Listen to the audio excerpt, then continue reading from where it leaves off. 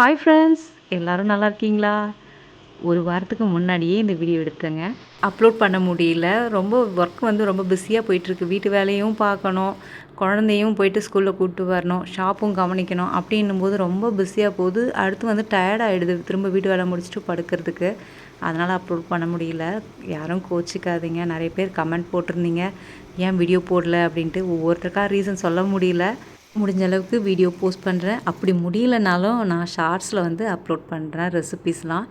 சரியான மழைங்க. போன வாரம் காலையிலேருந்து ஈவினிங் வரைக்கும் நல்லா அப்படியே தூரலோட நல்லா குளு குளு குளுன்னு இருந்தது. அடிக்கிற வெயிலுக்கு பார்த்தீங்கன்னா அன்றைக்கி அவ்வளோ சூப்பராக இருந்தது. காலையில் எழுந்து ஒரு டீ போட்டு குடித்தாச்சு. அவங்களுக்கும் போட்டு கொடுத்தாச்சு, குழந்தைங்களுக்கும் ஹஸ்பண்டுக்கும். உங்கள் ஊர்லேயும் கோடை மழை வந்ததான்னு கமெண்ட்டில் சொல்லுங்கள். அடிக்கிற வெயிலுக்கு சமையல் செய்யவே எதுவும் தோணலைங்க. அந்த அளவுக்கு வேர்த்து ஊற்றுது. அப்படியே கிச்சன் பக்கம் போனாலே அப்படி தண்ணி மாதிரி ஊற்றுது. அந்த ஹீட்டுக்கு நம்ம பேசாமல் கஞ்சோ கூழோ குடிச்சிட்டு அழகாக நம்ம நிம்மதியாக படுத்துக்கலாம் போல இருக்குது. அப்படி தோணுது. அந்தளவுக்கு வெயில் அடிக்குது. என்ன பண்ணுறது, வெயில் மழை எது அடித்தாலும் உடம்பு முடியலனாலும் நம்ம நம்மளுடைய வேலை செஞ்சு தான் ஆகணும். நிற்கவே நிற்காது. ஏன்னா பெண்ணாக பிறந்துட்டோம் இல்லையா? இந்த வருஷம் நான் ரொம்ப ஸ்ட்ராங்காக முடிவு எடுத்துட்டேன். இனி ஹெல்த்தில் கொஞ்சம் கவனத்தை செலுத்தணும். முடிஞ்ச அளவுக்கு நல்லா செய்யணும். முடியாதப்ப சிம்பிளாக செஞ்சிடணும், அவ்வளோதான். ஹெல்த்து நல்லா இருந்தால் தான் நம்ம மைண்டும் நல்லாயிருக்கும். உடம்பு சரியில்லைன்னா நமக்கு எல்லாமே டென்ஷனாக தான் ஆகும். நான் காலையிலே எல்லா அரிசி எல்லாத்தையும் ஊற வச்சுட்டேன். ஊற வச்சுட்டு டீ குடிச்சிட்டு மேலே வாஷிங் மிஷினில் துணியை போட்டுட்டு அதுக்கப்புறம் திரும்ப போயிட்டு குக் பண்ண ஸ்டார்ட் பண்ணுறேன். தேவேஷ்க்கு மட்டும்தான் ஸ்கூல் இருக்குது. ஸோ அதனால் அவனுக்கு லஞ்சு சிம்பிளாக ரசம் கேட்டான். அதனால் அவனுக்கு ரசம் வச்சுட்டு தொட்டுக்கிறதுக்கு உளுந்து வடை செஞ்சு கொடுத்துட்டா நல்லா சாப்பிட்டு வந்துடுவான் குட்டி பையன். பெரிய பையன் பிரேக்ஃபாஸ்ட்டுக்கு மீல் மேக்கர் வச்சு எனக்கு குருமா செஞ்சு கொடுங்க, கொஞ்சம் டிஃப்ரெண்ட் ஸ்டைலில் கறி குழம்பு மாதிரியே செஞ்சு கொடுங்க அப்படின்னு கேட்டான். அவனுக்கு செய்யாமலா இந்த டிஃப்ரெண்ட் ஸ்டைலில் நான் செஞ்சது செம்ம டேஸ்ட்டாக இருந்தது. நீங்களும் ட்ரை பண்ணி பாருங்கள். ஒரே மெத்தடே செஞ்சு ரொம்ப போரிங்காக இருந்திருக்கும். இது நீங்கள் எப்படி செஞ்சாலுமே இது டேஸ்ட் இருக்கும். இந்த மெத்தடில் நீங்கள் செஞ்சிங்கன்னா குக்கரில் செய்கிறதால 10 நிமிஷத்தில் நீங்கள் குயிக்காக ரெடி பண்ணிடலாம். இதுக்கு கொஞ்சம் எண்ணெய் அதிகமாக தான் விடணும். அப்போ தான் டேஸ்ட் கொஞ்சம் சூப்பராக இருக்கும். குக்கரில் ஒரு 8 ஸ்பூன் எண்ணெய் விட்டு பட்டை, லவங்கம், அன்னாச்சிப்பூ, ஏலக்காய், கிராம்பு, 2 பிரியாணி இலை, கொஞ்சம் கடல் பாசி இதெல்லாமே சேர்த்து எண்ணெயில் பொரிஞ்சதும் 3 பச்சை மிளகாய் சேர்த்து 4 பெரிய வெங்காயம் மிக்சியில் குறகுறப்பாக சேர்த்து அரைச்சி சேர்த்துக்கோங்க. 1 நிமிஷம் வதங்கினா போதும். ரொம்ப வதங்க வேண்டிய அவசியம் இல்லை. குக்கரில் செய்கிறதால ரொம்ப நல்லாயிருக்கும். ஒரு தக்காளி நல்லா நைஸாக அரைச்சி இதோட சேர்த்துக்குங்க. 2 ஸ்பூன் இஞ்சி பூண்டு பேஸ்ட் சேர்த்துக்கலாம். இது எல்லாமே ஒரே நிமிஷம் நீங்கள் வதக்கினா மட்டும் போதும். ரொம்ப நேரம் வதக்க வேண்டிய அவசியம் இல்லை. நல்லா ஒரு கைப்பிடி புதினா சேர்த்து இதையும் வதக்கிக்கோங்க. ரொம்ப வதக்க தேவையில்லை. அந்த தழை ஜஸ்ட் அப்படி வதங்கி வந்தால் மட்டும் போதும். 1 ஸ்பூன் மிளகாய்த்தூள், 2 ஸ்பூன் சிக்கன் மசாலா, 1 ஸ்பூன் தனியாத்தூள், 1/2 ஸ்பூன் மஞ்சத்தூள். இந்த மசாலா பச்சை வாசனை போகிற அளவுக்கு நல்லா வதக்கிடலாம். கூடவே ஒரு உருளைக்கிழங்கு நல்லா பெருசு பெருசாகவே கட் பண்ணி சேர்த்துக்கலாம். மீல் மேக்கர் சுடுதண்ணியில் போட்டு ஒரு 10 நிமிஷம் அப்படியே ஊற வச்சு அதோட தண்ணியெல்லாம் பிழிஞ்சு இது கூடவே சேர்த்துக்கலாம்.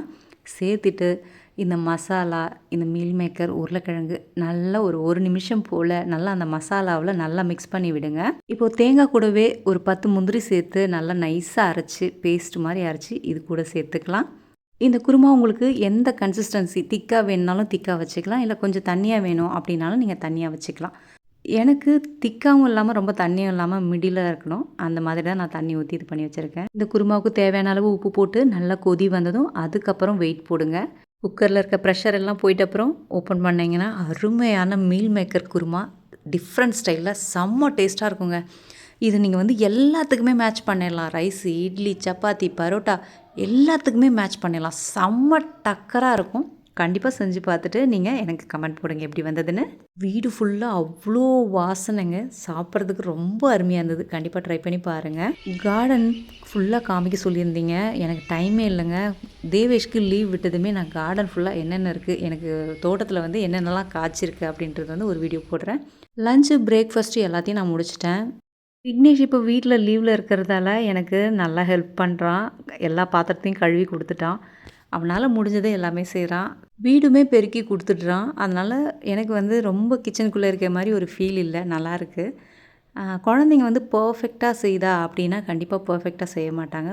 சின்ன சின்ன கொஞ்சம் குறை இருக்க தான் செய்யும். ஆனால் அதை பெருசாக நம்ம எடுத்துக்காமல் அது இன்னும் என்கரேஜ் பண்ணும்போது இன்னும் நல்லா செய்றாங்க.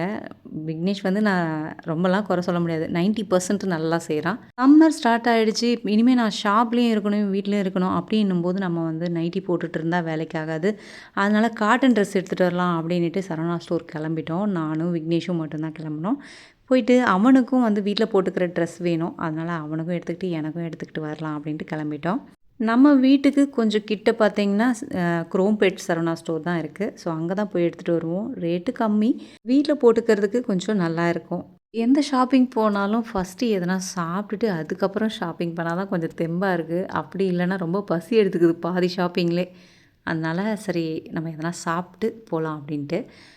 விக்னேஷ் வந்து "உனக்கு என்ன வேணும்?" அப்படின்னு கேட்டதுக்கு ஃபஸ்ட்டு ஐஸ்கிரீம் தான் சொன்னான். ஸோ ஐஸ்கிரீம் தான் சாப்பிட்டேன். பாருங்கள் காலையில் 11 மணிக்கே எவ்வளோ கூட்டம் பாருங்களேன். ஐஸ்கிரீம் சாப்பிட்டுட்டு சிக்கன் பர்கர் கேட்டான். அதனால் சிக்கன் பர்கர் அப்படி எனக்கும் ஒன்று அவனுக்கு ஒன்றுன்னு நான் வாங்கிட்டோம். அதையும் சாப்பிட்டு முடித்தோம். நல்லா இருந்தது. டேஸ்ட் வைஸ் பார்த்தீங்கன்னா 40 ருபீஸில் இவ்வளோ டேஸ்ட்டாக சூப்பராக இருந்தது. நிறைய சிக்கன் பீசஸும் இருந்தது. அதில் வந்து சீஸும் அந்தளவுக்கு நிறைய போட்டே கொடுத்தாங்க. ரொம்ப டேஸ்ட்டாக இருந்தது. விக்னேஷுக்கு இந்த கார்ட்டூன் ரொம்ப பிடிக்கும். அவர் கூட சேர்ந்து ஒரு ஃபோட்டோ எடுத்துட்டாரு. எனக்கு பேர் தெரில. சாரி நான் டிவி பார்த்ததில்லல்ல. ஃபஸ்ட்டு மேலே போயிட்டு அதுக்கப்புறம் தான் ஒவ்வொன்றா அப்படியே கீழே எடுத்துகிட்டு அப்படியே வந்துடலாம் அப்படின்ட்டு முதல்ல 5th ஃப்ளோருக்கு கிளம்பியாச்சு. எனக்கு ஷாப்பிங் போனால் ரொம்ப ரிலாக்ஸாக எடுக்கணும். ஆனால் ரொம்ப நான் லேட்லாம் பண்ண மாட்டேன். ஜஸ்ட் ஒரு 1/2 ஹவர் இல்லைனா ஒரு 1 ஹவரில் எல்லாத்தையும் நான் செலக்ட் பண்ணி பில் போட்டு கொண்டு வந்துடுவேன். ரொம்ப லேட்லாம் பண்ண மாட்டேன். சரவணா ஸ்டோரில் எடுக்கிறது கூட நம்ம ஈஸியாக சீக்கிரம் எடுத்து செலக்ட் பண்ணி கொண்டு வந்துடலாம். ஆனால் ஒவ்வொரு டைமும் பில் போட ஒவ்வொரு க்யூவில் நிற்கும்போது தான் ரொம்ப கஷ்டமாக இருக்கும். அதுதான் நம்மளை லேட் பண்ணும். மற்றபடி பார்த்தீங்கன்னா ப்ரைஸ் வைஸு குவாலிட்டி எல்லாமே எனக்கு வந்து ரொம்ப சாட்டிஸ்ஃபைட் தான். எனக்கு வீட்டுக்கு போகிறதுக்கு செப்பல் வேணும். அதுவும் இல்லாமல் வெயிட் இல்லாமல் நல்லா சாஃப்டாக குஷன் மாதிரி இருக்கணுன்ட்டு பார்த்துட்டு இருந்தேன். ரொம்ப சூப்பராக நிறைய வெரைட்டிஸ் வெயிட்லெஸ் வெரைட்டிஸ்லாம் இருந்தது. செப்பல் பார்த்தீங்கன்னா இது செப்பல் கடையா இல்லை செப்பல் கடலா அப்படின்ற மாதிரி தான் இருக்கும். ஸோ விக்னேஷும் கேட்டுட்டு இருந்தான் எனக்கும் செப்பல் எனக்கு வேணும். 2 பேருக்குமே ரெகுலர் யூஸ் செப்பல் தான் நாங்கள் சூஸ் பண்ணோம். நான் செப்பல் பார்த்து மட்டும் எடுக்க மாட்டேன். அதை போட்டு பார்த்து சும்மா கொஞ்சம் அப்படி நடந்து பார்த்தா தான் எனக்கு கொஞ்சம் கம்ஃபர்டபுளாக இருக்கும். ஏன்னா ஒவ்வொரு செப்பல் பார்த்தீங்கன்னா டைட்டாக இருக்க மாதிரி இருக்கும். நடக்கும்போது அன்கம்ஃபர்டபுளாக இருக்கும். நம்ம ஸ்கின்னே நல்லா அப்படி தெரியும் போடும்போதே எப்படி இருக்குதுன்றது. ஸோ எனக்கு நல்லா ஸ்மூத்தாக சாஃப்டாக இருந்ததுன்னா ரொம்ப பிடிக்கும். எனக்கு நான் சூஸ் பண்ணிட்டேன். அடுத்து விக்னேஷுக்கு தான் நான் ரெகுலர் யூஸ் வந்து இந்த மாதிரி மாடல் தான் ரெகுலர் யூஸ் எடுப்பான். ரொம்ப நல்லாயிருக்கும். ஒரு 4 to 5 மந்த்து நல்லா வரும். ஷூஸு எல்லாமே இருந்ததுங்க. மார்னிங் டைம்ன்றதால கொஞ்சம் கூட்டம் ஓரளவுக்கு கம்மி தான். இதுவே நம்ம ஈவினிங் வந்தோன்னா கண்டிப்பாக முடியாது. நான் ஒரு 4 டாப் எடுத்தேன். ஒரு 250, 300க்குள்ளே தான் நான் எடுத்தேன். செம்ம சூப்பராக இருந்தது. இது எல்லாமே 250, 300 அந்த மாதிரி ரேஞ்சு தான் எல்லாமே இது. இந்த செப்பல் தான் எடுத்திருந்தேன். 321 ருபீஸ் போட்டிருந்தது ரேட்டு. நல்லா இருந்தது. ஸோ இதே செலக்ட் பண்ணி கொண்டு வந்துட்டேன். க்ரிப்பு எல்லாமே சூப்பராக இருக்குது பாருங்கள். லன்ச் டைமுக்குலாம் கரெக்டாக வீட்டுக்கு வந்துட்டேன். நான் போகும்போதே உளுத்தம்பருப்பு நல்லா ஊற வச்சுட்டு போயிருந்தேன். கரெக்டாக 1.5 மணி நேரம் ஆகிடுச்சு நான் வர்றதுக்கு. நம்ம ஷாப்பில் இருக்க மிஷின்லேயே நம்ம அரைச்சிட்டேன். அதனால் எனக்கு வேலை மிச்சம். நல்லா புசு புசுன்னு தான் வருது. சூப்பராக வருது. தக்காளி ரசம் கமன்னு வச்சு கொஞ்சமாக ரைஸு நிறைய ரசத்தை ஊற்றி நிறைய வடையை தொட்டு சாப்பிடணும். அந்த மாதிரி தான் நான் சாப்பிட்டேன். நல்லா 4 வடை வச்சு இந்த ரைஸுக்கு ஈக்குவலாக அந்த வடை சாப்பிட்டேன். அவ்வளோ டேஸ்ட்டாக இருந்தது. இவன் வந்து கிச்சனில் சிங்க்குள்ளே இருந்தான். என்னடா சிங்க்குள்ளே இருக்கான் அப்படின்னு பார்த்தா இதில் பல்லி ஒன்று இருந்தது. அந்த பல்லி பிடிச்சி சாப்பிட்டுட்டு இருந்தான். பூச்சி, கரப்பான்பூச்சி, இந்த பல்லி, அரணை இதெல்லாம் வந்து பார்த்துச்சுன்னா எல்லாத்தையும் சாப்பிடுதோ இல்லையோ அட்லீஸ்ட்டு கடிச்சியாச்சும் போட்டுரும். வீட்டுக்குள்ளே வர விடாமல் பண்ணுது. மெயினாக நமக்கு தென்னை மரம் பக்கத்தில் இருக்கிறதால நிறைய பூரான் தான் நிறைய வருது. இவன் சாப்பிட்றானோ இல்லையோ அந்த விஷப்பூச்சி எல்லாத்தையுமே கடிச்சு அப்படியே போட்டுருவான். அதனால் நமக்கு வந்து அவன் கடிச்சு போட்டப்புறம் தான் தெரியும், ஓ இவ்வளோ வந்து பூச்சி நம்ம வீட்டாண்ட நடமாடுதா அப்படின்றது தெரியும். நாட்டி எப்போவுமே பகலில் மட்டும்தான் வீட்டுக்குள்ளே வருவான், போவான். அது கூட கொஞ்ச நேரம் இருப்பான், இல்லைனா வெளியே போயிடுவான். ரொம்ப நேரம் வீட்டுக்குள்ளெலாம் இருக்க மாட்டான். டைம்ஸ் பூச்சி எதனா பிடிக்கணும் அப்படின்னா மட்டும் தான் வீட்டுக்குள்ளே வருவான். இல்லை கொஞ்சம் நேரம் தூங்கணும், சில்லுன்னு தூங்கணும் அப்படின்னா அந்த வெயில் நேரத்துக்கு வந்து உள்ளே தூங்குவான். மற்றபடி ரொம்ப நேரம்லாம் வீட்டுக்குள்ளேயே இருக்க மாட்டான். நான் எதுவுமே வளர்க்கலைங்க. பசிக்கு சாப்பாடு போடுவேன். எதனா அம்மா இல்லாத இல்லை ரொம்ப ரெஸ்க்யூட் குட்டி மட்டும்தான் நான் வந்து இப்படி வீட்டுக்குள்ளே வச்சுருப்பேன். காலையிலே சைட் பை சைடாக இட்லி பொடிக்கும் நான் வறுத்து வச்சுட்டு தான் போயிருந்தேன். அதையும் அரைச்சி எடுத்து வச்சுட்டேன். ஈஸியாகவும் இருக்கணும், ஹெல்த்தியாகவும் இருக்கணும்னா இந்த ஸ்நாக் தான் நான் எப்பயுமே அடிக்கடி செய்கிறது. 1 கப் வெல்லம், 1/2 கப் தண்ணி ஊற்றி இது மெல்ட் ஆனால் மட்டும் போதும். இப்போ ஒரு மிக்ஸி ஜாரில் 2 ஸ்பூன் சர்க்கரை, கொஞ்சம் ஏலக்காய், ஒரு நேந்திரம் பழம் சேர்த்து நல்லா அரைச்சி ஒரு பவுலில் சேர்த்துக்கலாம். கூடவே 1 கப் கோதுமை மாவு, 1/4 கப் அரிசி மாவு, ஒரு பிஞ்ச் சால்ட்டு சேர்த்து நம்ம கரைச்சி வச்ச வெள்ளை கரைசலும் சேர்த்து நல்லா மிக்ஸ் பண்ணிக்கலாம். இது நல்லா மிக்ஸ் பண்ணிவிட்டு பத்தலைன்னா கொஞ்சமாக தண்ணி ஆட் பண்ணிக்கோங்க. தண்ணி ஆட் பண்ணிவிட்டு இந்த கன்சிஸ்டன்சிக்கு கரைச்சி எடுத்து வச்சுக்கோங்க. ஒரு 10 நிமிஷம் இதை ரெஸ்ட்டில் விட்டுருங்க. 10 நிமிஷத்துக்கு அப்புறம் ஒரு 1/4 டீஸ்பூன் ஆப்ப சோடா சேர்த்து இதை நல்லா மிக்ஸ் பண்ணி விட்டுடலாம். இப்போ குழிப்பணியார சட்டி வச்சு நல்லா கல் ஹீட் ஆனதும் இதில் நெய் விட்டுக்கலாம். நெய் சேர்க்கும்போது குழந்தைங்களுக்கு எனர்ஜியாகவும் இருக்கும், ஸ்கின்னு நல்லா க்ளோ கொடுக்கும். அதனால் நெய்லேயே சேர்த்து நெய்லேயே செய்யலாம். சப்போஸ் நெய் இல்லை அப்படின்னா நீங்கள் வந்து ரீஃபைண்ட் ஆயிலில் கூட நீங்கள் சேர்த்துக்கலாம். அவ்வளோதாங்க. ஒரு 10 நிமிஷம் தான். அரைக்க வேணாம், ஊற வைக்க வேணாம், எதுவுமே பண்ண வேணாம். ரொம்ப ஈஸியான ஸ்நாக். அது மட்டும் இல்லை, ரொம்ப ஹெல்தி. எனக்கு வெயிட் போடக்கூடாது, வயிறு ஃபுல்லாகணும் அப்படின்னு நீங்கள் நினச்சிங்கன்னா இந்த மாதிரி ஸ்வீட் நீங்கள் செஞ்சு சாப்பிடுங்க. செம்ம டேஸ்ட்டாக இருக்கும். நான் மீதி இருக்க மாவையும் ஊற்றி கொண்டு வந்துடுறேன். எவ்வளோ சூப்பராக இருக்குது பாருங்கள். 1 கப்பு மாவில் ஒரு ஃபேமிலியே சாப்பிட்டுட்டு திரும்ப அடுத்த நாளைக்கும் வச்சு சாப்பிட்லாம். ரொம்ப டேஸ்ட்டாக இருக்கும். நீங்களும் கண்டிப்பாக ட்ரை பண்ணி பாருங்கள். ட்ரை பண்ணி பார்த்துட்டு டேஸ்ட் எப்படி வந்ததுன்னு சொல்லுங்கள்.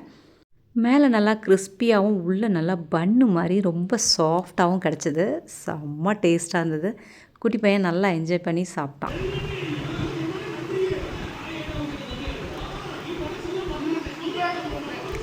ஸ்நாக்ஸ் எல்லாம் செஞ்சு கொடுத்துட்டு டீ எல்லாம் குடிச்சிட்டு 4 மணி ஆகிடுச்சு ஈவினிங். அதுக்கப்புறம் வந்து ஷாப் ஓப்பன் பண்ணேன். ஈவினிங் 4 மணிக்கு ஓப்பன் பண்ணி திரும்ப 9 o'clock க்ளோஸ் பண்ணுவோம். திறந்துமே நமக்கு மாவு அரைக்க கொண்டு வந்துட்டாங்க. ஸோ இப்போ இந்த மாவெல்லாம் அரைச்சி கொடுத்துட்டு 9 மணி வரைக்கும் இந்த கடையை பார்த்துட்டு அதுக்கப்புறம் மிஷின்லாம் கழுவி வச்சுட்டு வீட்டில் எல்லாேருக்கும் டிஃபன்லாம் செஞ்சு கொடுத்துட்டு கிச்சன்லாம் க்ளீன் பண்ணிவிட்டு படுக்க மணி 10 ஆகிடுங்க. அவ்வளோதாங்க. இந்த விலாக் இதோட முடிஞ்சது. உங்களுக்கு இந்த விலாக் ரொம்ப பிடிச்சிருக்கும்னு நான் நம்புகிறேன். உங்களுக்கு பிடிச்சிருந்தா லைக் பண்ணுங்கள், ஷேர் பண்ணுங்கள், கண்டிப்பாக சப்ஸ்கிரைப் பண்ணுங்கள். Thank you so much. Thanks all lots your love and support. Bye friends.